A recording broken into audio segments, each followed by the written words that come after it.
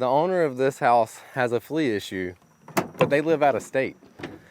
The tenants that used to live here unfortunately passed away. So we're gonna go inside, vacuum everything up, make sure there's no pet hair, anything the fleas could wrap up, make a cocoon in, and then get a treatment down. But I'm not trying to get wrapped up myself. Walking in, I noticed the over-the-counter products on the floor. Usually I'm not a fan of finding these because a fogger like this just sprays everywhere instead of only hitting a targeted area. But in the case of an empty house, it couldn't hurt. Unfortunately, they hadn't been effective because of the amount of pet hair still on the floor. Pesticides can't penetrate the shell of a flea's pupa stage and would hatch anyway after the treatment. So vacuuming up these hiding spots would be the only way to be successful. We gotta make sure we get everything off the floor so I can vacuum everything to make sure there's nowhere for fleas to hide at all.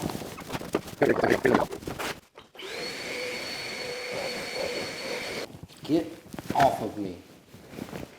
This is my least favorite thing to do at work. Bed bugs, never get them on me. Roaches, don't bother me. Ants, whatever. Fleas, I can't stand having all over me. The biggest thing to remember, if you're doing this at your own house, dump this far away from the house. Don't put it in your trash can. If you've got fleas wrapped up in here, they can just hatch out and jump everywhere. All of these are perfect areas for fleas to harbor in. So we're going to take this to the wood line. Getting this out of the house is very important. Fleas cannot withstand temperatures above 90 degrees. It breaks down the wax coating on the outside of them. Dehydrate. That's the end of it. Let's go spray the house. Alpine flea and bed bug is usually my go-to for situations like this. You've got three things. You've got a quick knockdown to take care of any adults that are actively in the house now. You've got a residual that'll take care of anything that hatches out of the cocoon later. And then you've got a growth regulator to sterilize everything and keep them from reproducing. Now that everything is sprayed, the next step is to monitor this problem and see if we actually got control of the issue. There's not a homeowner that lives here to be able to monitor it, so we're going to do that ourselves. Let's go to the dollar store and see how to build a trap.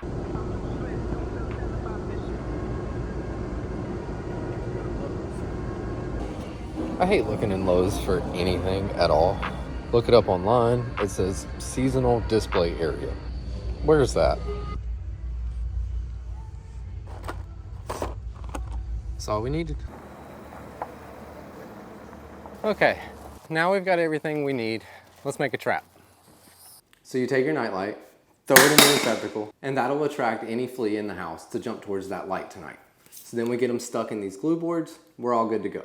You can also do this with a bowl of water, put a drop of dishwashing liquid in it, and then not have to worry about the fleas being able to jump out. I'm also very curious to see if we catch any mice on these glue boards over the next couple of days.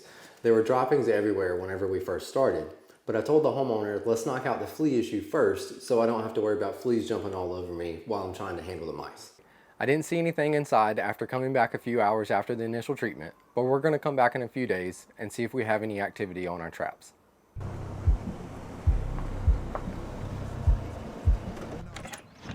Well, we're back for day 2. Let's check our traps, see how we did. After checking it all out, everything looks pretty good. We got a centipede, a spider, a fly, but no fleas. I don't see anything on me. I think we're really good since we don't have any carpet in this house to worry with and everything's just hardwood. I think we did a good job of getting all the fibers and stuff out yesterday. So let's come back on Monday, see how it looks, take care of these mice. Well, here we are on Monday, heading back to check it out, see if we get wrapped up with fleas or actually got rid of the problem. It's very common to leave an empty house for a couple days and then come back and get wrapped up with fleas. When they're in their pupa stage, they need vibrations in the floor or carbon dioxide in the air to show them that there's a host to feed on. And once they know that, then here they come. Let's see how we did. After checking everything out, I think we're in really good shape. No signs of any fleas, nothing jumping on me, nothing in the traps. Let's see what we got to do to get rid of these mice.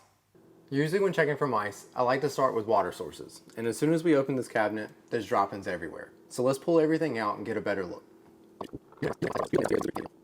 Now that we've got that done, let's vacuum up any evidence we see. So now as we monitor this, anything new we'll know is new evidence.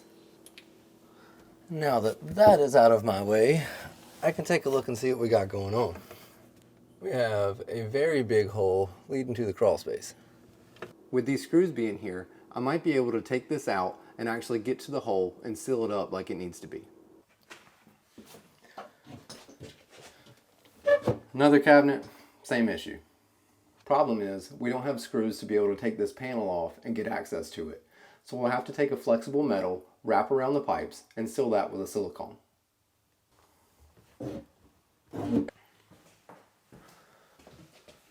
More plumbing, more problems. We've got the same thing going on here. We'll have to fix this one the same way we fixed the other bathroom. The kitchen will be the easiest. These are going to be pretty aggravating. After looking around the outside, I don't think there's much we can do there. We've got something tunneling underneath the air conditioner, a couple holes in the vinyl siding for the fence, but we can't really seal those up. So I think the plan of attack from sealing on the inside is the best way to go. We have a beautiful rainy Monday to work with today. Thankfully, everything we've got to do is inside. We're going to head to the office, make sure we have everything we need, and then go get started.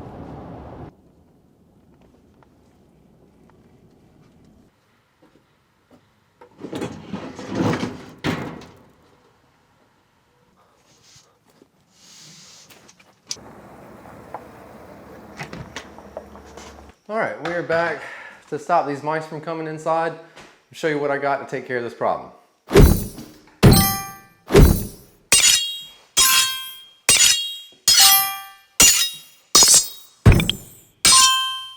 We're going to start in the kitchen. We're going to remove these screws and see if we can get better access to this hole.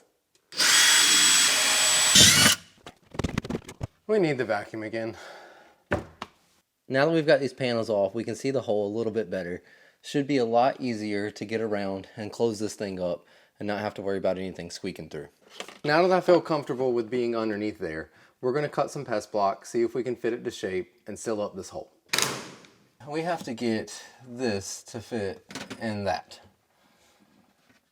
I almost wonder if this would be easier to fit a piece here, overlap one there, and then cut one there.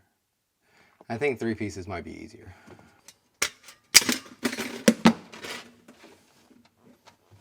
Bam! There's nothing really hard about this. It's just so tedious. Man, I wish this was more difficult.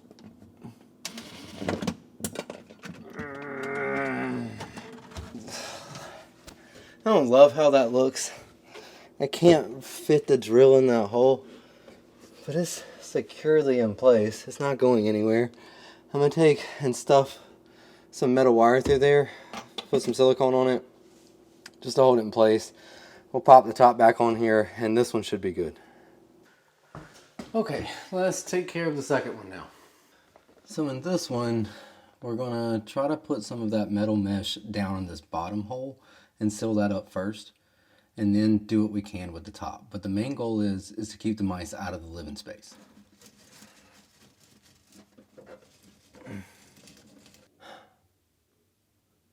I don't like to use expanding foam in houses, but this is exactly why people do. The problem is mice can chew through it easily, but when you have a huge open gap like this, there's not really many other options. I don't think this is an access point. There's no droppings in here or anything. We may have to just close the top of this hole and live with that. It's not what I wanted to do, but I don't know, let's just stuff more.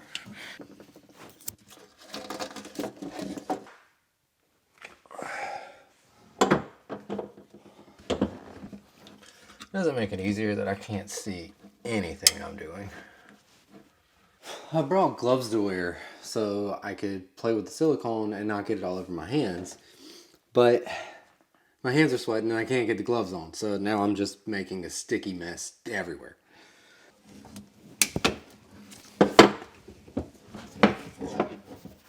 You can't even get the silicone to this corner. We're really going to have to hope this pest block works from the top. This is not going as I intended it. So let's try this.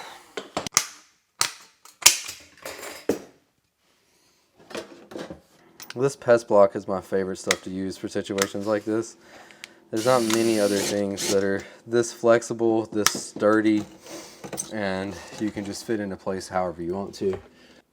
That one didn't come out quite as pretty as I wanted it to, but there's no mice coming through the holes. Let's go take care of the next one.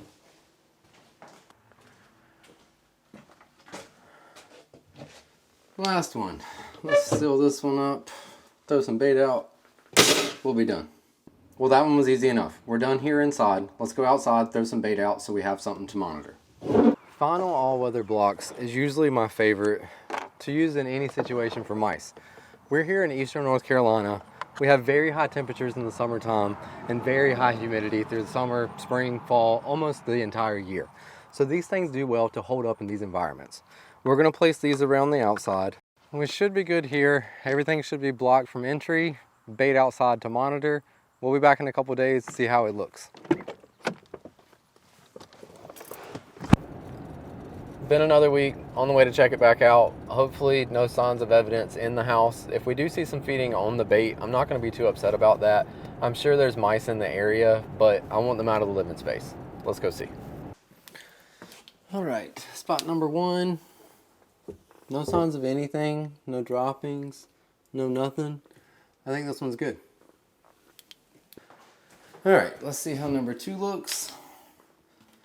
Everything looks pretty good in here to start with. I think if I would have had to crawl back in this cabinet and do anything else, I would have lost it.